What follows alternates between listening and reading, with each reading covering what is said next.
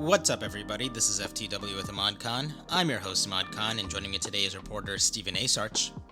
And later on, we'll have John Danik of the Hard Drive magazine to talk satirical journalism.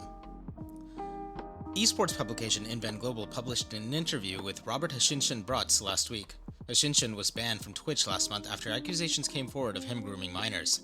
The interview was largely unedited and sprinkled with editor notes to help give context. It was panned by other journalists, and there were demands for the interview to go down, which it subsequently was.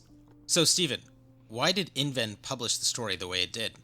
So, Inven published the story in an interesting way. So, they published, I think, two different stories. They did their first story, which was just the accusations and then updates, which was fine.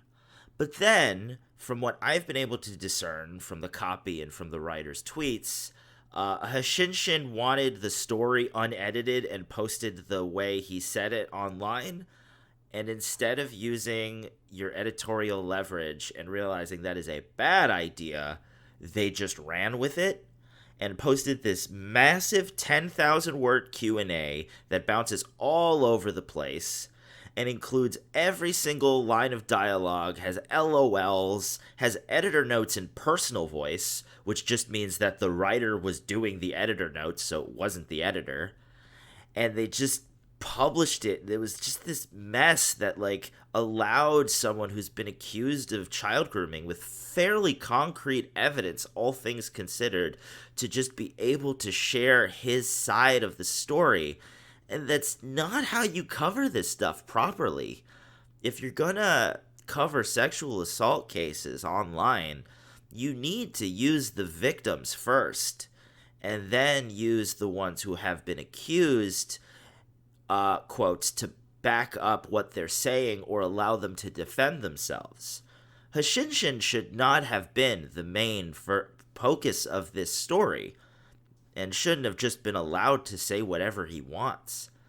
There needed to be more editorial oversight, which is why I'm happy the story got taken down and will hopefully be reworked.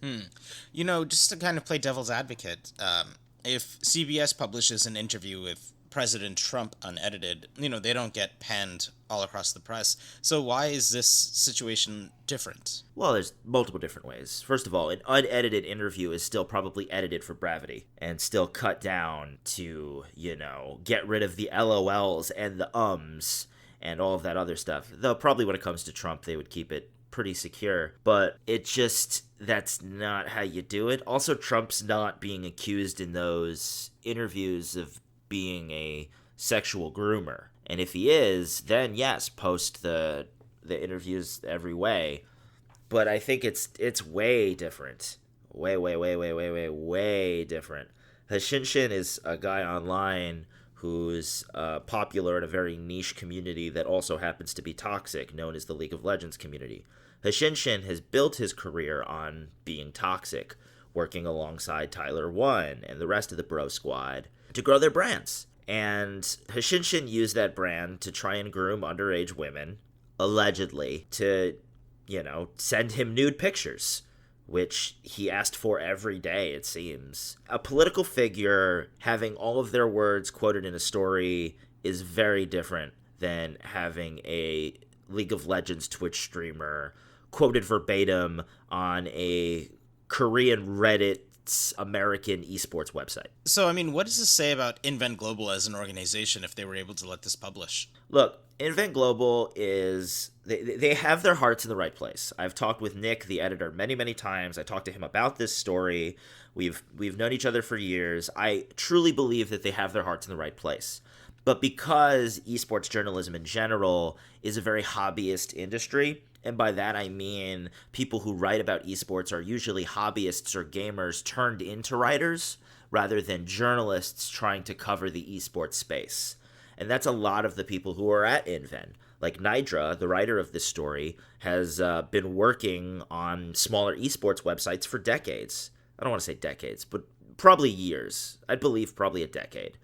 He was at Gosu Gamers. He was the first editor I ever had for a story, and it's a ragtag group of people who are just trying to do good esports coverage.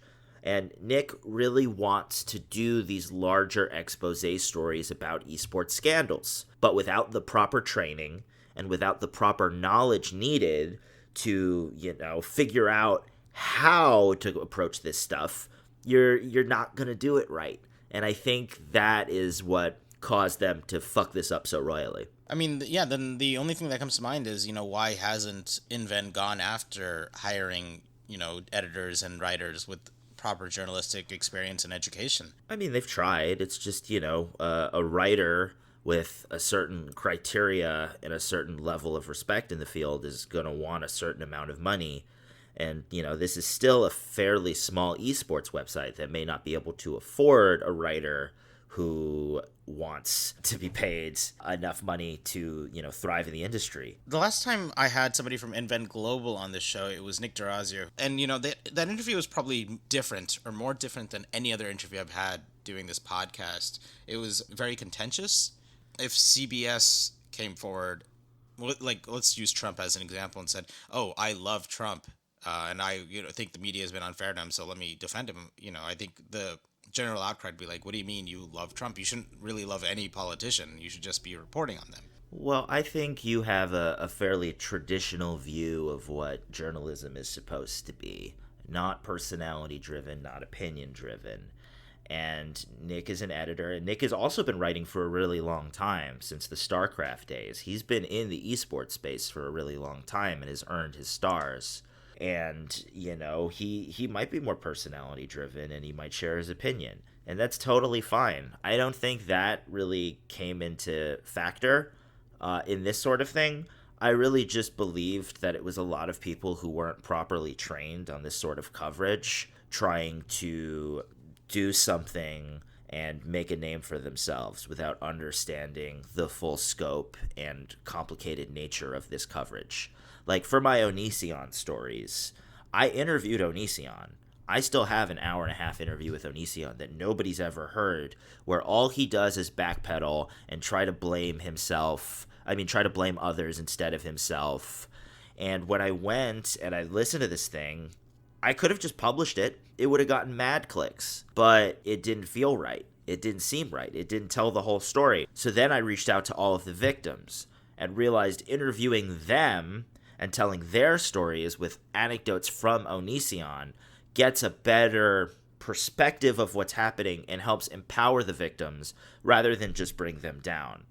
I think, as I keep saying, their hearts were in the right place, but they just didn't have the proper training and the right implementation to create a narrative that properly showed the light on Hashinshin. Well, now that the story has been taken down, I mean, what were some other glaring issues beyond just the LOLs and the unedited nature of the interview? Well, allowing Hashinshin, and also Nidra, he put his questions in the story, that seems weird. Or he was like, what about this? And it felt like a really gotcha sort of thing, and that really felt grimy to me. Your goal isn't to go, I gotcha, you fucked up. The goal is to tell a story properly using the quotes and timeline to create a narrative. Not, look how smart I am, I can't be wrong on this. It really felt odd. And, as I said, the editor's notes that come in personal voice, that's just a simple thing. These are things that you figure out and only over time. This felt like, Nidra's ego kind of getting in the way of telling an actual story.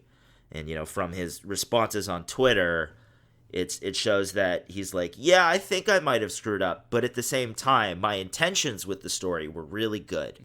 Then where does Inven go from here? Can they fix this?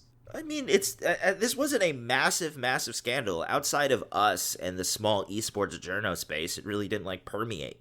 This was more like an ethical issue rather than a massive fuck up. This is, the Hashinshin drama is relegated to live stream fails, and they're not going to read a 10,000 word Q&A. Hell, they're not going to read a 2,000 word interview.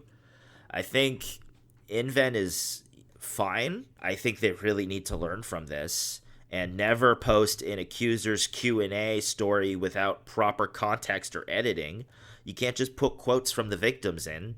It's not good enough.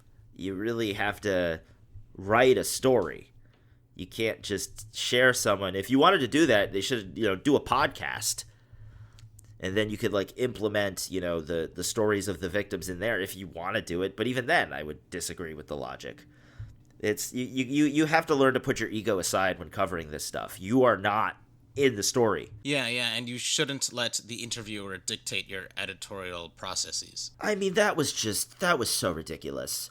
When the response to why we had this, well, Hashinshin asked for it. Cool, Hashinshin can ask for a gold-plated toilet. You tell him no. It's your job to be able to properly, tell these guys off. That's not happening, bud. My job isn't to be your PR. My job is to tell the story to people that want to know this story. Exactly, right. Yeah, I mean, you're servicing the reader, and if the reader cannot, completely discern a few things, one, that the interviewer is dictating the editing processes, and then the reader cannot discern the copy itself because it's so bloated and messy, you're failing at your job as a journalist of just making things clear and concise for people who need to know the information they need to know. Yeah, the story absolutely failed when it came to what they were trying to do. There's no doubt in my mind. I told this to Nick. The editors really needed to step in and be able to see the forest for the trees. Be able to take a step back and realize, hey, this story isn't exactly how we wanted it. It's bloated. It's messy. No one's going to read the 10,000 words. It felt so click-driven. And from my conversations with Nick and those people, it's the website really isn't click-driven, so it doesn't really make sense why they went this approach. That's my official professional response. Well, we'll see where Inven goes from here and what they do to republish the story. Thank you so much for jumping on, Steven.